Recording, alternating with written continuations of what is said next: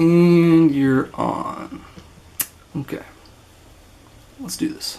Now before you think about clicking away, this video is completely spoiler-free as it says in the title of the video, and I will be doing a separate video later on that will be a more in-depth analysis of the film, be completely spoiler-filled, and that will be in a video that come up after this video. So if you're wanting to see that for spoilers, that video is for you. If you're wanting to see if this movie is worth going to see, this video is for you as well. Completely spoiler-free. Anyways, without further ado, let's get right into it.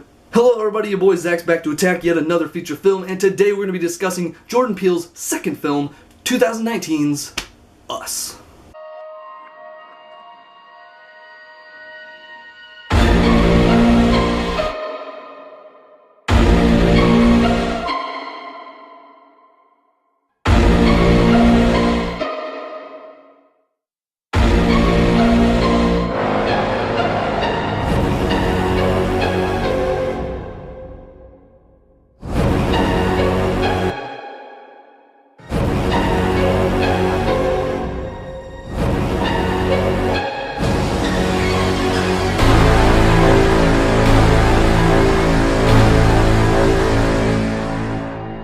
Now the synopsis for this film is very straightforward, as Us follows the Wilson family, as a group of doppelgangers begin to terrorize them. This film stars Lupita Nyong'o and Winston Duke, who you may recognize them both from their roles in Black Panther. And you also might recognize Lupita's voice as Maz Kanata from the Star Wars sequels trilogy. They were both fantastic in this film, loved them both. This film also has the kids, and they aren't as well known as Winston and Lupita, but I imagine we'll be seeing more of them because they were both great in this film, and good child actors are hard to come by. I mean, these four actors had a lot riding on them for this film. They had to manage to pull off two different versions. They had to play the original character as well as the red doppelganger version of that character. They had to play the normal side as well as the darker side, and they did so impeccably. The girl plays your average kid. She's on her phone a lot, listening to music all the time. She thinks her parents are lame, especially her dad, with all the jokes and humor that he puts throughout this film, which I actually loved, but whatever. And then she goes and plays a creepier looking, more sadistic version as her red doppelganger self. And she manages to pull off both these roles quite well. The boy played the normal little brother, trying to impress people with his magic tricks, as well as liking to scare the shit out of his older sister, and he just didn't seem to quite fit in with the other kids. But then he went and played this animalistic savage of a character, and I loved how he was able to also go from one character to another, and he's already just this little kid. Like, he's not even a fully fledged actor yet. I mean, he kind of is now. I mean, it's just impressive. I just love how well the kids played in their respective roles. I think that the casting for this film was excellently handled. Winston Duke plays Gabe, this very lovable father that tells these jokes throughout the majority of the film. Not necessarily dad jokes, but, you know, they're kind of dad jokes. I mean, he is a dad, and he's making these jokes, so I guess they're dad jokes. Dad joke. He's the comedic relief in this film, much like how Lil Rel Howery that played Rodney Williams in Get Out was the comedic relief for that film. He is the comedic relief for this film. And then he goes and plays this big terrifying brute of a man named Abraham, who is the red doppelganger version of Gabe, and that is a dude you do not want to fuck with. And last but not least, we have the star of the show, Lupita Nyong'o, who played Adelaide, this very damaged mother who is worried constantly, very protective of her kids, and very paranoid. And a character that is just very believable and understandable, especially after having seen the film as a whole. Then on the other side of things, she played this creepy-ass red version. She was just so fucking chilling as the other doppelganger, and she was definitely the freakiest out of the whole bunch, no doubt. She was definitely the scene stealer in this film. She leveled these two extremes very well. Especially what she managed to do with her voice. That was fucking scary as shit. It's giving me fucking goosebumps thinking about it. And then altogether they made this very cool horror thriller film. And I'd say it's more of a thriller film with some horror elements intermingled in there. And it's definitely more of a horror film than Get Out was, that's for sure. It starts out as all horror thriller films tend to start out with a happy-go-lucky family having a good old time, and that's of course a good sign for brutal activities to follow. And follow they do. As the movie then turns into this home invasion film. It kind of reminded me of The Strangers a bit, this very first act. And if you don't know that film, if you haven't seen that film, then the first act of this movie is kind of like The Purge meets Home Alone. Actually, funnily enough, they actually reference Home Alone in this movie. Then it becomes this slasher flick, and it really extends the horror elements for this horror film in that second act. out. And then finally it turns into this chaser flick during the third act of the film where the good guys are chasing the bad guys are chasing the good guys, and it's just a blast. Then the film reaches its ending and then implements this chilling twist at the last second of the film. And it's a twist that still has me shivering just thinking about it. And I kind of got it early on in the film, and then just minutes before the reveal, as the film intended to do. After piecing together the twist for myself, I was just thinking, oh shit, that's crazy. Am I the only one catching this? Do the people I went to go see this film with see what I'm seeing? Then the film just tells you, yep, that's what's happening. And personally, I would have appreciated a more ambiguous ending, leaving the audience to bicker amongst themselves whether or not that's what's going on in those final scenes. I think that type of ending gets people talking more about a film and makes them all the more excited to see the film again. I mean, I'm definitely going to see this film again. It's got that Jordan Peele magic of having things that'll come across a different way upon second viewing. But had the film held its tongue on the twist, it'd give the audience that same wanting to go back and rewatch the movie feeling times 10. Also, the explanation behind the red versions, I don't know if I liked it. They didn't go for the more subtle approach, which I think might have worked better for this film.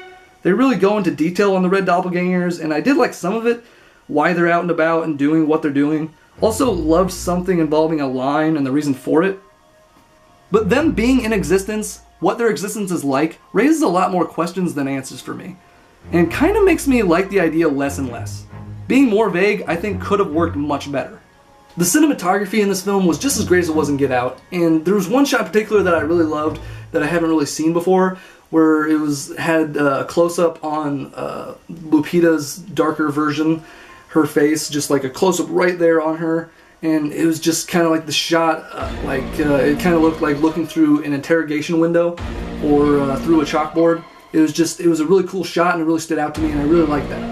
Another thing that stood out to me was the score, which was done by the same guy that did the score for Get Out, Michael Abels. He fucking killed it with this music in this film, and I love what he does in Peele's films so far, and I hope that he's wise enough to keep Michael Abels in his future films moving forward, because it's memorable. Like, I feel like he maybe one day could go down as like a John Williams type dude, but for horror.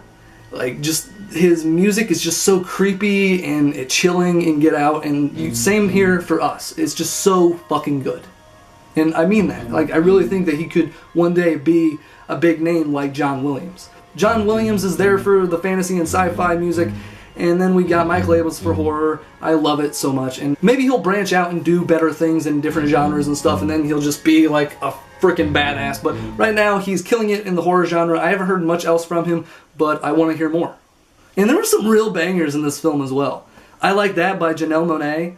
I Got 5 on It by The Loonies.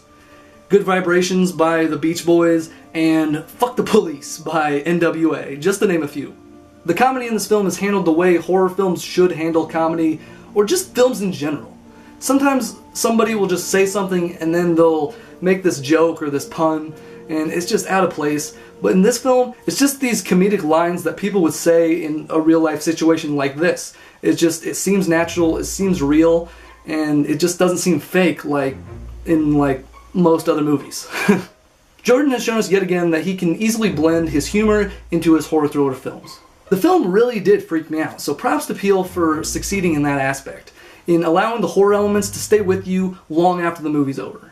I doubt I'm going to be looking into mirrors anytime soon. I'm just going to be too afraid it's going to pop right out and grab me or some shit.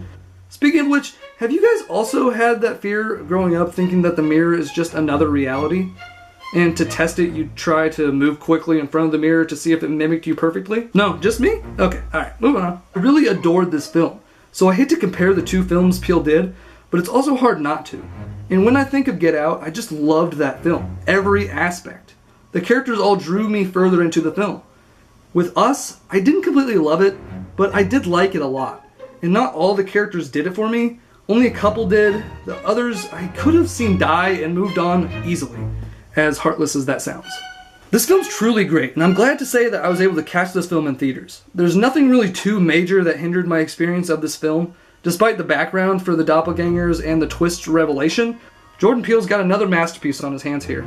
And with that said, I'm going to give Us an 8 out of 10.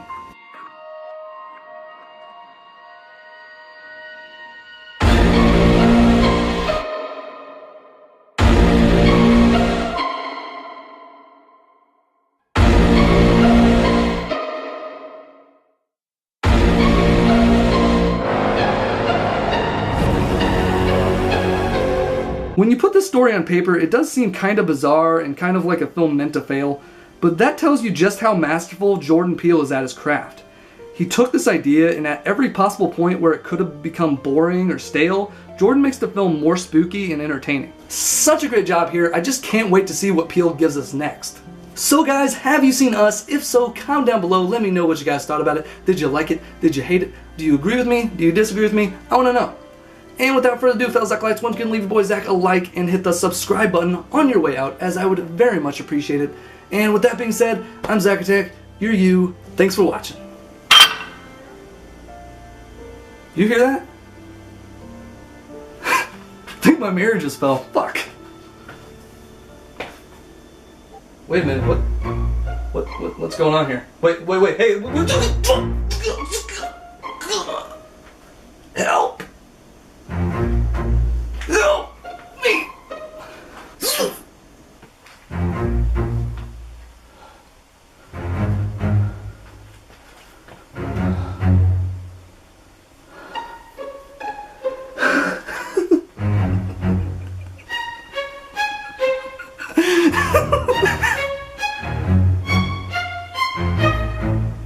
I'm missing something. I'm missing something.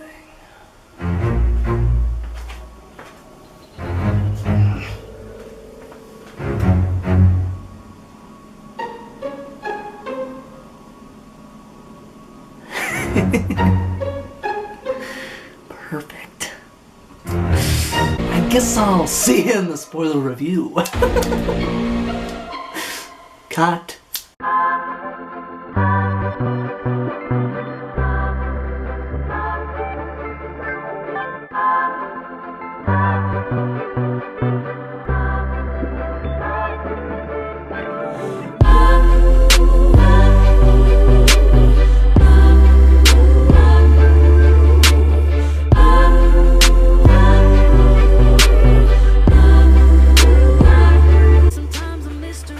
How do I turn this thing off?